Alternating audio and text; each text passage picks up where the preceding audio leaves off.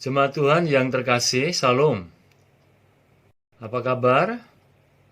Puji Tuhan, saya percaya Bapak Ibu Saudara kabarnya adalah luar biasa karena kita disertai oleh Tuhan yang luar biasa, Tuhan yang sudah bangkit dan memberikan kita kemenangan. Bapak Ibu Saudara yang dikasih Tuhan, dalam kesempatan ini saya mengunjungi kembali Bapak Ibu Saudara dalam rangka ibadah raya Minggu 19 April 2020. Ini masih dalam suasana peringatan kebangkitan Tuhan kita Yesus Kristus. Saya akan menyampaikan satu tema firman Tuhan, yaitu bukti otentik kebangkitan Yesus. Bukti otentik kebangkitan Yesus.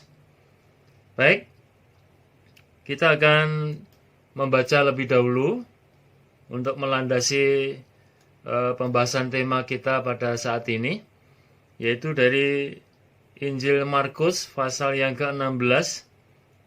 Injil Markus pasal yang ke-16 ayat 1 sampai dengan yang ke-8. Markus pasal 16 ayat 1 sampai dengan yang ke-8. Baik, saya akan bacakan satu perikop ini. Bapak Ibu Saudara membaca dalam hati, mengikuti bacaan yang saya sampaikan. Markus pasal yang ke-16 ayat 1 sampai dengan yang ke-8. Setelah lewat hari Sabat, Maria Magdalena dan Maria ibu Yakobus serta Salome membeli rempah-rempah untuk pergi ke kubur dan meminyaki Yesus. Dan pagi-pagi benar, pada hari pertama minggu itu, setelah matahari terbit, pergilah mereka ke kubur. Mereka berkata seorang kepada yang lain, "Siapa yang akan menggulingkan batu itu bagi kita dari pintu kubur?" Tetapi ketika mereka melihat dari dekat, tampaklah batu yang memang sangat besar itu sudah terguling. Lalu mereka masuk ke dalam kubur dan mereka melihat seorang muda yang memakai jubah putih duduk di sebelah kanan. Mereka pun sangat terkejut. Tetapi orang muda itu berkata kepada mereka, "Jangan takut. Kamu mencari Yesus orang Nazaret yang disalibkan itu. Ia telah bangkit. Ia tidak ada di sini. Lihat, inilah tempat mereka membaringkan dia. Tetapi sekarang, pergilah, katakanlah kepada murid-muridnya dan kepada Petrus, ia mendahului kamu ke Galilea. Di sana kamu akan melihat dia seperti yang sudah dikatakannya kepada kamu." Lalu mereka keluar dan lari meninggalkan kubur itu, sebab gentar dan dahsyat menimpa mereka. Mereka tidak mengatakan apa-apa kepada siapapun juga karena takut. Dengan singkat mereka sampaikan kepada, saya ulangi, dengan singkat mereka sampaikan semua pesan itu kepada Petrus dan teman-temannya. Sesudah itu Yesus sendiri dengan perantaraan murid-muridnya memberitakan dari timur ke barat berita yang kudus dan tak terbinasakan tentang keselamatan yang kekal itu. Haleluya. Bapak, Ibu, Saudara yang dikasihi Tuhan, tentang kebangkitan Yesus dari sejak peristiwa itu sendiri terjadi kurang lebih 2020 tahun yang lalu, sampai sekarang pun masih banyak pihak yang mempertanyakan, meragukan, ya, dengan segala macam dalih, dengan segala macam pemahaman logika mereka meragukan, menyangsikan, yaitu kebangkitan Kristus. Nah, olehnya itu pada kesempatan yang berbahagia kali ini, masih dalam rangka peringatan kebangkitan Tuhan, saya akan mengajak kita mempelajari, merenungkan kebenaran firman Tuhan tentang bukti otentik daripada kebangkitan Yesus. Nah, Bapak Ibu Saudara yang dikasihi Tuhan, kata otentik, ya, menurut Kamus Besar Bahasa Indonesia, itu artinya dapat dipercaya, asli, sah. Jadi otentik itu artinya dapat dipercaya, asli atau tulen, dan sah. Nah, Bapak Ibu Saudara ini kasih Tuhan, jadi kebangkitan Kristus itu bukan satu dongeng, bukan satu kabar isapan jempol, tapi adalah kebenaran yang dapat dibuktikan, dapat dipercaya karena asli dan sah. Artinya benar, bukan sebuah kebohongan. Nah, kalau demikian, maka apa bukti Yesus sudah bangkit dari kematian? Nah, dalam perikop yang kita baca tadi, berbicara tentang para wanita menjumpai kubur Yesus kosong. Nah, kalau ada pertanyaan bukti otentik kebangkitan Yesus, kita jawab seperti perikop yang kita baca kali ini. Buktinya adalah bahwa kubur Yesus sudah kosong. Ya. Namun kalau hanya sebatas kubur kosong, tentu mereka yang tidak percaya ya masih punya banyak alasan dan sanggahan untuk mengkanter, menolak daripada bukti itu. Mungkin mereka berkata kubur itu kosong karena ada yang mencuri mencuri mayat Yesus dari kubur itu, atau menyembunyikannya. Lalu mereka meniupkan kabar bohong bahwa Yesus sudah bangkit. Ya, seperti para pemimpin Yahudi, mereka memberikan suap kepada para prajurit untuk memperkatakan kabar bohong bahwa murid Yesus yang menyembunyikan mayat Yesus, atau mereka mengatakan bahwa Yesus tidak bangkit. Atau juga karena para wanita ya yang mengunjungi kubur Yesus saat itu salah kubur, karena kan datang masih pagi-pagi buta. Ya, mungkin sanggah mereka seperti itu.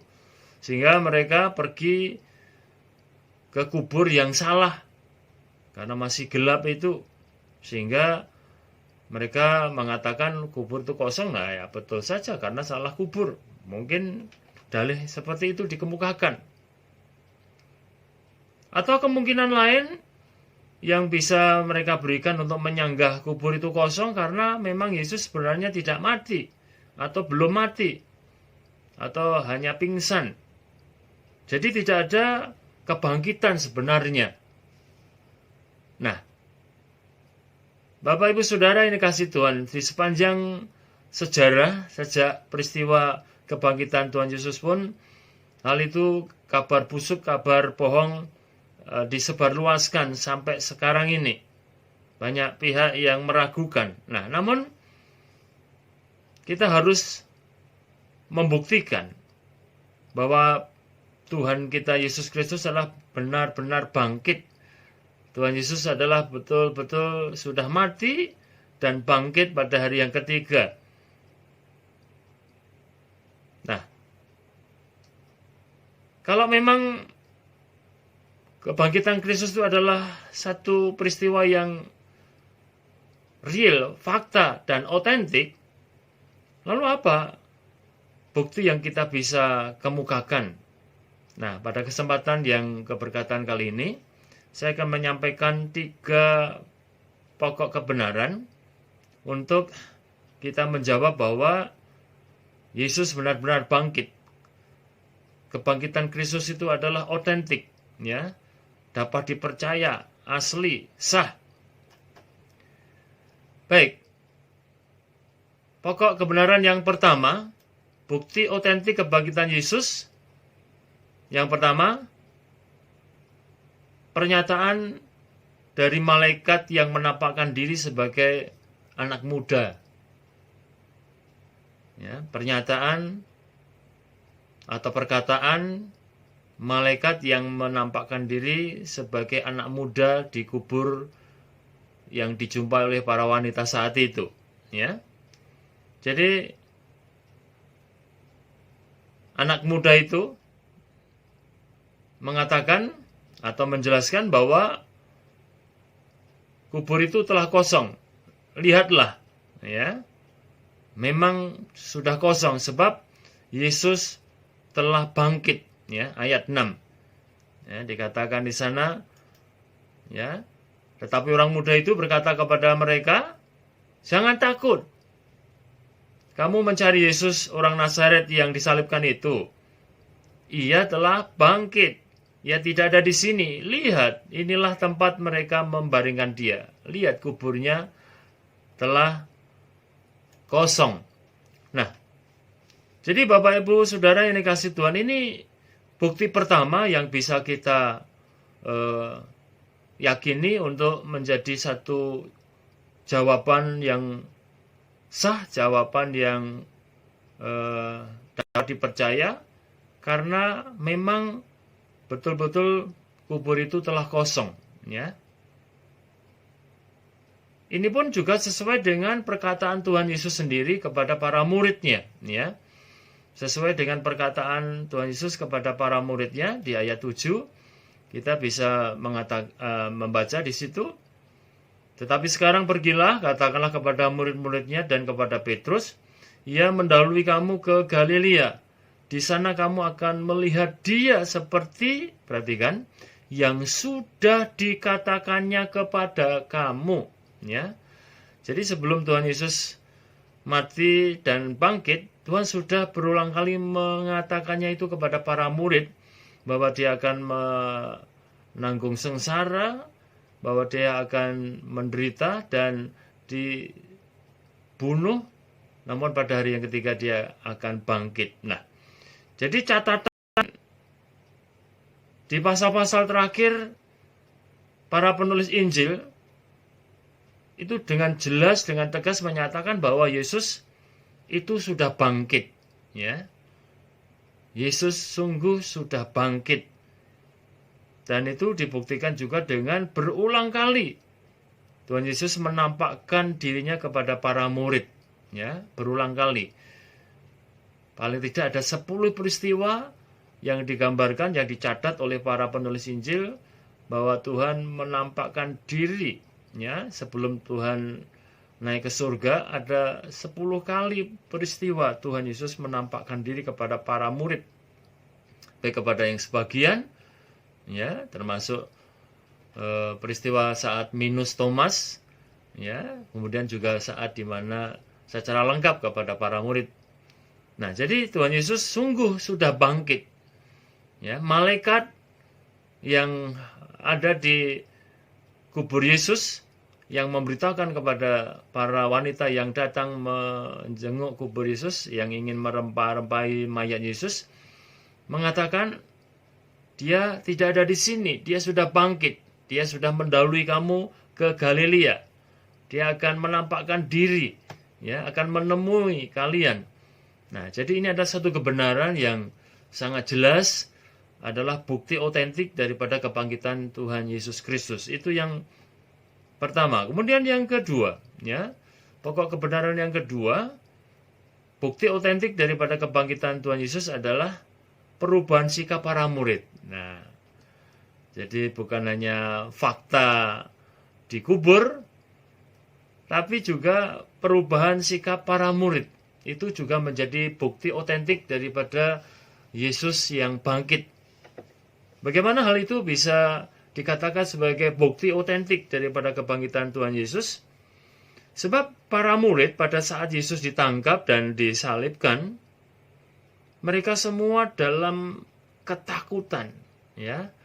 Para murid termasuk Petrus sang pemberani itu pun juga ketakutan dan sempat menyangkal, ya, Tuhan Yesus 3 kali, ya. Hanya seorang hamba, ya, seorang wanita budak yang menunjuk dia, bukankah kamu juga adalah golongan dari mereka? Petrus mengelak, Petrus menyangkalnya. Nah, tetapi setelah peristiwa kebangkitan Tuhan Yesus dan beberapa kali Tuhan Yesus menampakkan diri meyakinkan bahwa dia bangkit, kita lihat catatan Alkitab bahwa para murid yang tadinya dalam satu ketakutan, bahkan mereka ada bersembunyi dalam satu rumah yang ditutup rapat, dikunci, ya, mengalami satu perubahan yang luar biasa. Perubahannya apa? Perubahannya adalah dari ketakutan berubah menjadi pemberani, ya, bahkan sampai membuat mereka kemudian menjadi pengabar-pengabar Injil yang tidak takut mati, ya. Para rasul semuanya mati syahid, ya, dan itu membuktikan bahwa para murid tidak takut mati lagi, ya. Semula ketakutan, menyembunyikan diri, tetapi setelah tahu bahwa gurunya, Yesus Tuhan, itu sungguh-sungguh bangkit, dia adalah Mesias yang berkuasa atas kuasa maut, alam kematian, maka para murid tidak takut mati. Jadi bagi kita orang Kristen, ya, tidak perlu takut dengan kematian. Seperti Paulus katakan, bagiku hidup adalah Kristus dan mati adalah keuntungan. Orang Kristen karena percaya kepada Yesus, kematian bukan akhir, bukan menakutkan, tetapi itu adalah pintu untuk kita bersama dengan Tuhan kita dalam kemuliaan. Nah, jadi para murid mengalami perubahan yang luar biasa, perubahan yang sangat drastis dari begitu ketakutan menjadi pemberani. Kenapa bisa berubah seperti itu? Karena mereka yakin bahwa gurunya Yesus itu sudah bangkit, benar-benar sudah bangkit dari kematian dan sudah mengalahkan maut dan sudah hidup. Nah, jadi Bapak Ibu Saudara yang dikasihi Tuhan, jadi perubahan sikap para murid itu sudah merupakan juga modal penting untuk membuktikan bahwa Yesus itu sungguh-sungguh bangkit. Mereka yang dalam ketakutan itu berubah, punya keberanian, karena mereka mengimani sepenuhnya bahwa Yesus yang mereka beritakan itu adalah memang Yesus yang sudah bangkit dari kematian dan telah mengalahkan kuasa maut. Nah, jadi Bapak Ibu Saudara, ini bukti yang kedua.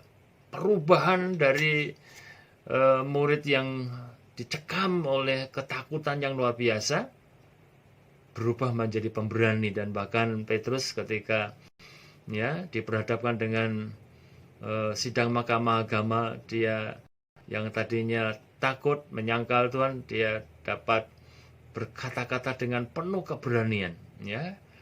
Apalagi setelah Roh Kudus tercurah, Petrus berani menantang para pemimpin agama, mana yang lebih baik, ya, taat kepada manusia atau taat kepada Allah. Nah, luar biasa, itu bukti yang kedua. Namun ada bukti yang lebih otentik lagi, Bapak Ibu Saudara, yang perlu kita mengerti, yang perlu kita pahami dan kita hidupi, yaitu yang ketiga, ya.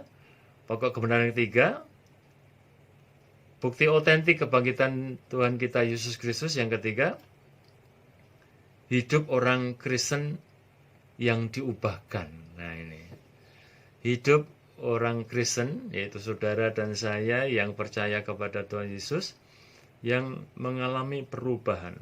Itu bukti yang otentik, yang faktual, yang penting untuk di akhir zaman ini kita tampilkan, kita nyatakan. Hidup orang Kristen yang diubahkan.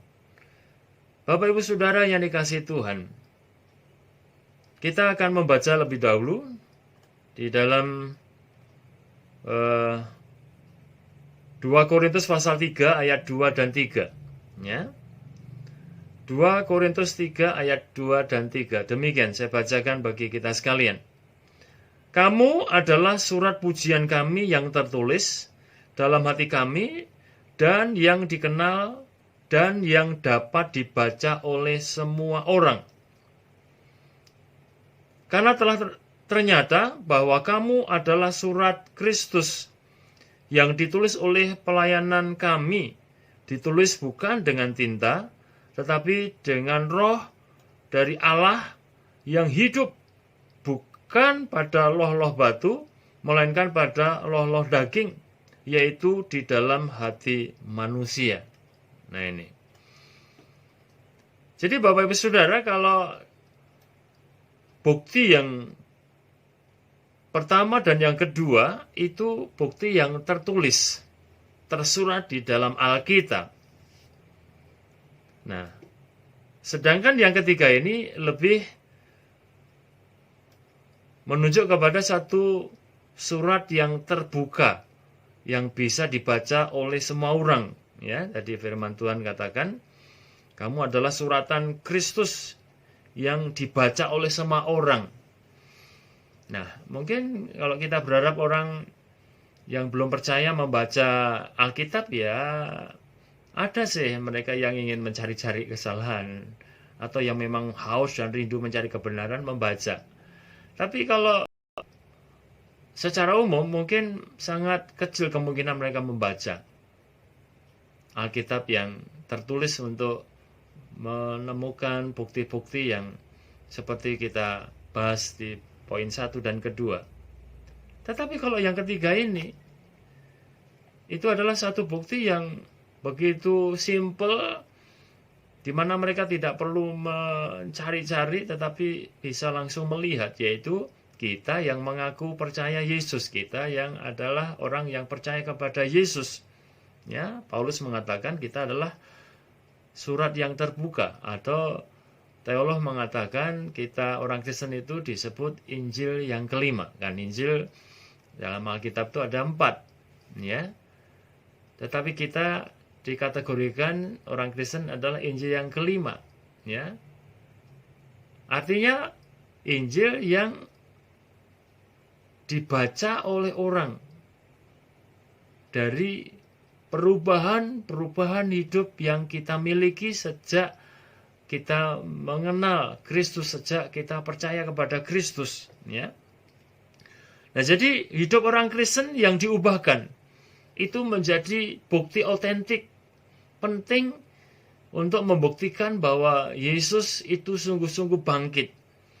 Di mana karakter kita orang Kristen, orang yang percaya dan menerima Yesus sebagai Tuhan dan Juru Selamat, yang hidupnya semakin hari semakin menyerupai Kristus, itu merupakan kesaksian nyata yang kuat dan tidak terbantahkan dari para pengikut Yesus. Nah ini.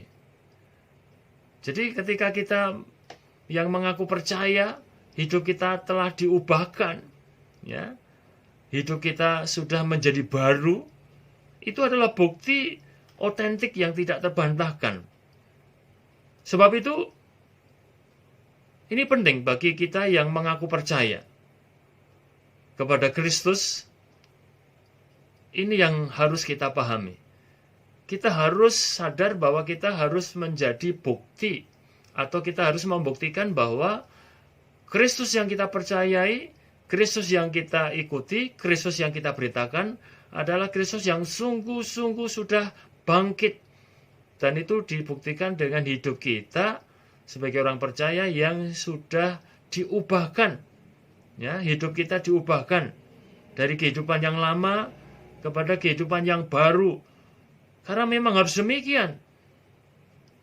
Firman Tuhan mengatakan di dalam 2 Korintus pasal 5 ayat yang ke-17, 2 Korintus 5 ayat yang ke-17 dikatakan di sana, jadi siapa yang ada di dalam Kristus, ia adalah ciptaan baru, yang lama sudah berlalu, sesungguhnya yang baru sudah datang. Nah, ini artinya berbicara tentang perubahan hidup pengikut Kristus, dari kehidupan yang lama kepada kehidupan yang baru, kehidupan yang lama yang menghamba kepada dosa, menghamba kepada iblis, itu diubahkan menjadi menghamba kepada kebenaran, menghamba kepada Kristus. Jadi karakter tabiat yang lama yang diwarnai oleh tabiat dosa, tabiat di dalam kehidupan yang mengikuti atau menghamba kepada iblis, itu berubah menjadi kehidupan yang baru yang menghamba kepada kebenaran, ya. Nah, jadi kita melalui kehidupan itu kita membuktikan, kita menunjukkan, menunjukkan bahwa kita adalah orang-orang yang percaya Kristus yang sudah bangkit, yaitu dengan hidup saudara dan saya ini mengalami kuasa kebangkitan, diubahkan. Jadi saudara yang mengaku percaya kepada Kristus yang sudah bangkit, itu terbukti kalau kita ini mengalami perubahan. Nah, jadi kalau kita ini mengaku percaya kepada Kristus, tapi orang melihat kita ini kok samimawan, ya. Kita masih seperti yang dulu, ya. Tidak ada perubahan, maka kita nggak bisa mengatakan bahwa Tuhan yang kita percayai, Tuhan yang kita ikuti itu adalah Tuhan yang sudah bangkit, karena kita tidak bisa memberikan bukti yang otentik, bukti yang sah, bukti yang nyata, yang dapat dipercaya, yaitu hidup kita sendiri, ya, yang ternyata belum berubah. Nah, makanya inilah yang harus kita miliki. Kita pengikut Kristus harus menunjukkan kehidupan yang diubahkan, ya. Jadi kita kan punya nyanyian, ya. Sejak ku terima Yesus, hidupku jadi baru, ku tak mau seperti dulu lagi. Wah, itu. Ini nyanyinya tanpa, ya, nada yang pas ini, ya. Tapi kita semua tahu lagu itu, ya. Ku tak mau seperti dulu lagi. Nah, ini. Ku tak mau seperti dulu lagi. Sejak ku terima Yesus, hidupku jadi baru. Ku tak mau seperti dulu lagi. Ada perubahan. Ada pembaruan karakter. Karakter yang semakin serupa dengan Kristus junjungan kita, Kristus Tuhan kita yang kita percayai, yang kita ikuti. Nah, itu bukti otentik yang paling penting saat ini. Ya, kita harus tunjukkan kepada dunia, kepada mereka yang belum percaya, yaitu sebuah perubahan hidup yang sudah diperbaharui. Puji Tuhan. Jadi 3 pokok kebenaran yang kita pelajari kali ini.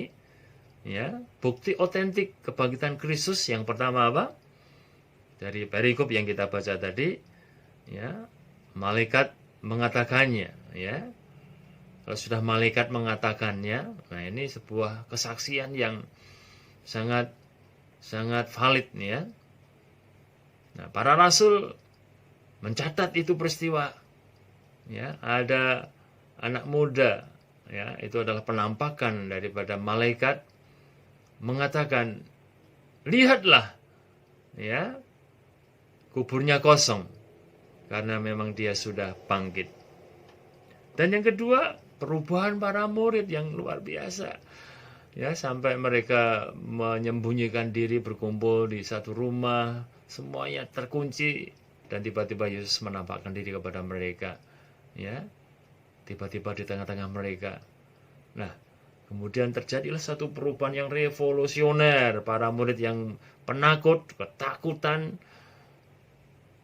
tiba-tiba menjadi pemberani yang luar biasa. Lebih-lebih ketika Roh Kudus dicurahkan, Petrus berani, dan bahkan para murid semua berani, bahkan berani mati bagi Tuhan. Mereka siap memberitakan Injil dan siap bayar harga, mengorbankan nyawanya seperti gurunya. Nah, oleh sebab itu, yang ketiga ini yang menjadi bagian kita, ya, ini yang harus kita betul-betul hidupi. Jangan sampai kita tidak bisa buktikan kebangkitan Yesus gara-gara kita tidak mengalami perubahan. Ini yang ketiga penting, yaitu hidup orang Kristen, saudara dan saya sebagai pengikut Kristus itu diubahkan menjadi baru. Karakter kita diperbarui, ya. Memang tidak mudah, itu satu proses, tapi proses itu harus terus meningkat, semakin bertumbuh, semakin menunjukkan satu perubahan supaya kekristenan kita menjadi bukti otentik bahwa yang kita ikuti, yang kita sembah adalah Yesus yang bangkit, Yesus yang hidup, Yesus yang berkuasa. Dia telah mengalahkan maut, Dia telah memberikan kepada kita hidup yang baru, hidup yang sudah diperbarui karena kita sudah dipindahkan dari dalam maut kepada hidup. Puji Tuhan. Nah, jadi Bapak Ibu Saudara yang dikasihi Tuhan, itulah 3 hal yang kita perlu pelajari untuk membuktikan keautentikan daripada kebangkitan Tuhan kita Yesus Kristus. Akhirnya Bapak Ibu Saudara, kitab Injil sudah menuliskan tentang bukti kebangkitan Yesus. Para rasul sudah mendemonstrasikan kuasa kebangkitan Yesus melalui pemberitaan Injil yang penuh dengan keberanian, dan mereka pun penuh dengan kerelaan untuk mengorbankan dirinya bagi kemasyhuran Injil keselamatan. Nah, sekarang bagian kita di akhir zaman ini, kita orang Kristen, sebagai Injil yang kelima, kita harus membuktikan bahwa kita yang dibaca oleh semua orang itu betul-betul kita adalah orang-orang yang sudah diubahkan, diperbaharui sejak kita mengikut Kristus, sejak kita menyerahkan diri kepada Kristus. Karakter kita diubahkan menjadi serupa dengan Kristus. Karakter kita diperbaharui menjadi ciptaan yang baru. Puji Tuhan. Inilah yang harus kita tunjukkan kepada dunia. Kita harus buktikan kepada dunia bukti yang otentik daripada Kristus yang sudah bangkit itu. Olehnya itu, Bapak Ibu Saudara kasih Tuhan, mari saja kita bertumbuh bersama. Jangan sampai kita menjadi orang yang tidak mengalami kuasa kebangkitan Kristus. Mari, dengan kata lain, kita yang masih menjalani hari-hari dalam kehidupan ini, kita harus kuat. Kita harus sungguh-sungguh. Kita harus menjadi pengikut Kristus yang memberi bukti, bukan hanya sekedar janji, ya, yaitu kehidupan kita yang diubahkan. Dulu kita memang hamba dosa, tapi sekarang adalah hamba kebenaran. Olehnya itu, maka sekarang jangan biarkan iblis membelenggu kita dan memperhamba kita terus. Kita harus bangkit dan kita harus menang. Dan kita harus berjalan di dalam kemenangan, yaitu kehidupan yang baru. Kehidupan yang mempermuliakan Tuhan. Nah, oleh sebab itu, biarlah menjadi kebenaran yang mengingatkan kita, menginsapkan kita. Mari kita menjadi anak-anak Tuhan yang bangkit dan menjadi teranglah. Supaya nama Tuhan dipermuliakan lewat kehidupan kita. Puji Tuhan, bila firman Tuhan ini memberkati setiap kita, meneguhkan iman dan pengiringan kita semakin mantap di dalam Tuhan. Tuhan memberkati. Mari kita berdoa. Kami bersyukur untuk firman Tuhan yang menyadarkan kami bahwa kami adalah saksi-saksi Kristus yang harus membuktikan Engkau adalah Tuhan yang sudah bangkit dari kematian. Engkau adalah Tuhan yang sudah mengalahkan maut, dan Engkau memberi kepada kami orang percaya kehidupan yang kekal. Oleh sebab itu Tuhan, biarlah kami boleh menjadi bukti otentik di tengah-tengah dunia yang bengkok dan gelap ini, di mana kami boleh menunjukkan satu kehidupan yang baru, kehidupan yang diubahkan karakter kami menjadi karakter seperti Kristus junjungan kami, sehingga kami boleh membuktikan kepada dunia kami sebagai Injil yang kelima yang dibaca oleh semua orang yang belum percaya. Biarlah kami boleh memberi kesaksian yang baik, supaya lewat hidup kami yang menjadi saksi-saksi Kristus, hidup dalam kehendak dan kebenaran-Mu, kami boleh mempermuliakan nama-Mu. Terima kasih Tuhan. Terima kasih. Hamba-Mu selanjutnya berdoa untuk seluruh jemaat Tuhan. Berkati Tuhan mereka semuanya dengan segala anugerah, kebaikan, dan kemurahan Tuhan, terutama kekuatan iman, kerohanian di tengah-tengah kehidupan yang penuh dengan tantangan dan pergumulan ini. Biarlah anak-anak Tuhan tetap tegak berdiri di atas imannya yang kokoh, dan Tuhan juga menolong memberkati setiap pergumulannya. Yang sakit Tuhan jamah, Tuhan menyembuhkan. Yang lemah dalam nama Yesus diberikan kekuatan. Yang susah dihiburkan. Yang menghadapi pergumulan apapun, Tuhan tolong Engkau yang akan memberkati di dalam kehidupan mereka, sehingga dalam kehidupan anak-anak Tuhan, dalam kehidupan jasmani maupun rohani, senantiasa terpelihara sempurna karena kasih karunia Tuhan. Haleluya. Tuhan memberkati seluruh jemaat Tuhan. Dan sekarang saudara, terimalah berkat anugerah, damai sejahtera yang dari Allah Bapa, Allah Anak, dan Roh Kudus menyertai saudara sekarang sampai Maranatha, Tuhan datang kali kedua menjemput saudara yang setia. Haleluya. Amin.